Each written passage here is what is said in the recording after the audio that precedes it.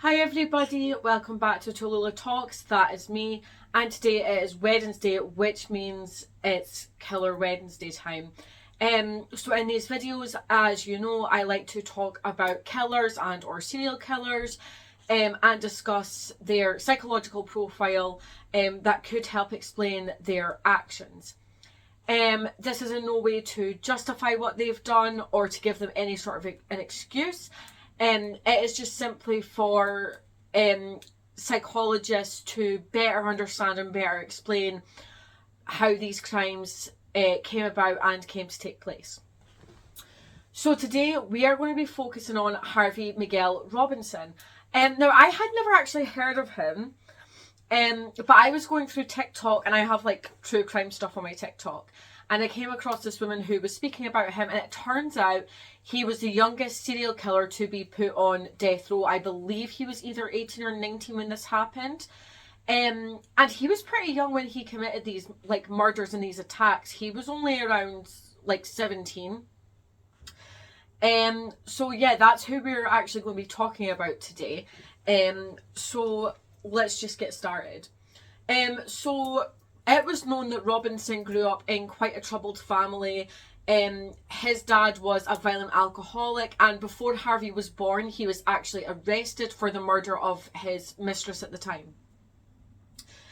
At this time, he beat his mistress to death. However, he only got charged with manslaughter. I'm not sure why, I didn't read too much into it. However, I'm not sure if Robinson knew when he got older that his dad has been in jail. He obviously didn't know when he was like a young child, I assume. But it was known that he really looked up to his dad. In school, Robinson was known for being very athletic. However, he was arrested several times during his childhood just for petty crimes. And I'm sure, I can't remember if I read this or not, but I am sure that he was arrested from like the age of 9, just doing kind of like petty robbery, petty theft and things like that. After Robinson's dad was released from jail, so this was before Harvey was born, this is when he met, Harvey's dad met his mum, Barbara Brown, and they had Harvey on December 6th of 1974. His dad was known to be very violent, and this actually then forced Barbara to leave after just 2 years, because she obviously had to think about her son. And they moved to Allentown, Pennsylvania. Every 2 weeks, Robinson would still see his father. I'm not sure if this was decided by courts or if this was just kind of a courtesy that his mother extended to the father. But he would go away with his dad for 2 weeks and I guess return with his mum for 2 weeks. Barbara stated that every single time when Harvey came back home, his behaviour was just, it was awful. It had kind of seemed that any time that he spent with his dad, he saw his dad's behaviour and then I guess kind of imitated it. And remember, he did look to his dad as a role model. And again, I'm not sure if at this point he knew his dad had been in jail. He was only young. He maybe found out when he was older, but for some reason he did admire that behaviour in his dad. And sometimes these sort of behaviours are actually genetic. He would copy his dad's behaviours, and she actually stated that Robinson, like in frustration and anger, had chucked a can of soda out of the moving car. And with an argument that he got in with his mum, he explained that his dad had showed him these behaviours. Other than that, this was only, like I said, periodical bad behaviour. This was literally only after he had come home from spending time with his dad. According to his mother, like when he was with her, he was different. As he got older, people did begin to notice that he had quite a temper. And again, his dad has a temper, and these type of things are often genetic. He also began starting fights in first grade. And it actually went so far as to his teacher having to have a social worker present in all of his classes, because I believe he got violent with his teacher. And it's actually quite clear that he needed help. Whether his mum just couldn't afford that help, because obviously this is the States, they you know, they don't have anything like the NHS that could possibly help them. So whether she could afford or even know where to get that help, I'm not sure. He actually then got into a fight with the social worker. Later in his school career, he was known to be athletic. I think his behaviour did get a bit better. He would be quite athletic into wrestling, and he also actually worked in the school admin office. So this was all very normal behaviour in terms of society. He allegedly had a very high IQ of 117, and he was known to have many friends and even a girlfriend. So let's now move on to the crimes that he committed. August 5th, 1992, Robinson broke into the home of Joan Burkhart, who was 29 at the time. He intended to just rob her, and he actually stole $50 from her dresser. However, a few days later, her body was found in her living room, and it was only found because her neighbours had complained to the police about very loud music that had been going on for days, and this is how they came upon her body. The autopsy showed Burkhart had been raped and then beaten to death. I actually found quite a bit on Joan Burkhart. She seemed to be quite a lovely young woman. She did struggle with mental health, however, she did seem to be getting better. She was born in 1962 and, like I said, suffered from depression. She was known to be an aspiring nurse, a music lover and an honours student. She was the youngest of 3 children and was 1 to 2 when her parents moved to Palmerton. It was known that she excelled at school, and she actually went on to win like really big competitions and statewide spelling bees, and she also won essay contests, so she was obviously a very talented writer. She graduated with honours in 1980, and she was described as being bright and a very, very sweet girl. Joan also enjoyed track and skiing, and she was known to be quite a popular babysitter. She was great with kids, and the local community would always ask after her to look after their children. She was always a hard worker, and even when her mental health was bad, she needed to work. She had that need and that want to work. Before her murder, she had become a certified nurse's aide, obviously furthering her career, and she was employed in a nursing home at the time of her death. It was also known that obviously during her depression she had had some suicide attempts. However, she was now on the right track. I believe she was getting help, possibly therapy, and she was doing well. At the time of Joan's death, Harvey was only 17, and I think it was a year later that he attacked his second victim, Charlotte Schmoyer. He abducted Charlotte and took her to a wooded area, raped and stabbed her to death. This seemed to be his MO, being very present in all of these attacks and murders. I'm not sure if his dad ever did anything like that. We're not sure. Charlotte Schmoyer was born on the 8th of November 1977, and she was described as a giver and a contributor to society. Unfortunately, I couldn't really find much on her. She was only 15 when she died, and whenever you look up these sort of events or these sort of crimes, you can't really find a lot on the victims. Days later, Robinson broke into the home of John and Denise Samcali. He stole John's gun collection and drank his whiskey. 3 days later, he broke back into the home. Of another woman. He had the intention of raping her. However, he did see her boyfriend in the bed with her and decided to kill their daughter instead, which was very, very sad. He raped and strangled the child. However, miraculously, she did survive. And it was known that Robinson had been stalking this family for days. Apparently, this is what he did with all of his victims. He would stalk them for days or weeks at a time, I guess to know their movements and when they were home, and then he would go in for the attack. So it wasn't even like it was this impulse, it was very much planned. 8 days later, he returned to the Samcali household with the intent of killing Denise.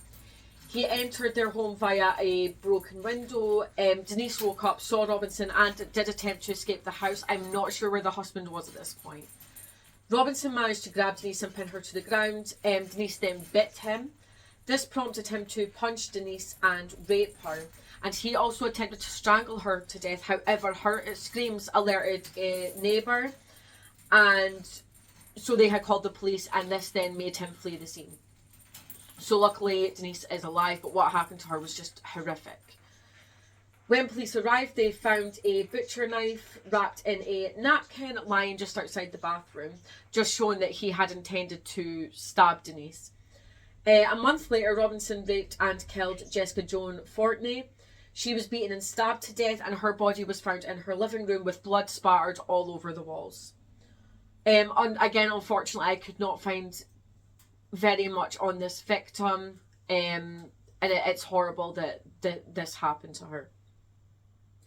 Robinson had another victim. I believe this was his youngest. They were just 5 years old, and again, like in every other event that had happened, he stalked the mother for days. He then broke into the home, raping the child and choking her, but again, luckily the child did survive. It was for a third time he then broke into the Sam Cali residence to finish off the wife, because obviously he hadn't killed her the first time. However, there was an officer there waiting. There was a shootout. I believe the officer was injured, and Robinson was injured. He then broke through a window, and the police actually then apprehended him at the hospital where he had gone to get his wounds treated. I'm not sure if he didn't know that his other victims had survived, so like the 5-year-old and the other woman the woman's daughter that he had raped. I'm not sure if he knew that they were still alive. But obviously he knew that the Denise Sam Cali, he knew that she had definitely survived, and he had obviously gone back to finish the job. With DNA evidence, eyewitnesses and physical evidence, there was no doubt that Robinson was guilty, and he was sentenced to 97 years in prison and 3 death sentences. Lawyers were able to get 2 death sentences removed, and while he was locked up, he converted to Islam. I'm not sure why. This was just kind of in the research that I found. Robinson is actually also suspected of the attempted murder of Leslie Gerhardt 5 years before his first murder. So he would have been like 13, 14 years old. It was known that an intruder, it's not sure that it's him, had removed a window screen and entered the house while Gerhardt and her friend were alone in the house. The intruder then beat Gerhardt with a brick. However, he ran away when her friend began screaming. It is thought that it was Harvey because he was known to have attended the same school as this person, and he was also suspected of stalking this young girl via telephone and throughout the school before he attacked her. Moving on to the psychology, because I believe that this sort of crime is always psychologically analysed. During his trial, a forensic psychologist actually diagnosed him with antisocial personality disorder. So again, this is very close to psychopathy, because psychopathy isn't actually a recognised mental or psychological illness. Psychologists also stated that Robinson had a dependence on alcohol and drugs, which could have altered his brain chemistry, and it was known that he experienced visual and auditory hallucinations and found it difficult to adjust to social norms. I do apologise for the noise of my birds. I have no other room to go into, so try and ignore it. He also looked at his dad as a role model, and it is believed that he had learned some of the behaviours from his father, but also that his temper was genetic. So antisocial personality disorder, what is it? So it is a disorder characterised by impulsive, irresponsible and criminal behaviour. Now, I am not saying the people who have this will go on to commit crimes. This is just for this case. Specifically. These type of people are typically manipulative, they lack emotion, And an individual with this will show signs in childhood, which Harvey did whenever he came back home from his father's house. Usually they commit very small crimes, and it is known that they have very aggressive behaviour. So where is Robinson now? In 2019, he was able to go for parole for one of the murders. He was then resentenced to 35 years for the murder of Joan Burkhart. He initially got the death sentence, however, that was removed. For years, Robinson has attempted to appeal with the reasoning that he has brain damage. Now, often when you have psychological disorders, there is some sort of damage to the brain, where you feel the part that is in control of your emotions is it's damaged somehow, and that is why you don't feel these emotions, or you feel emotions very strongly. However, when he was asked what he thought about the harm he had caused, he had no comment, which just goes to show that he really did not care about his actions.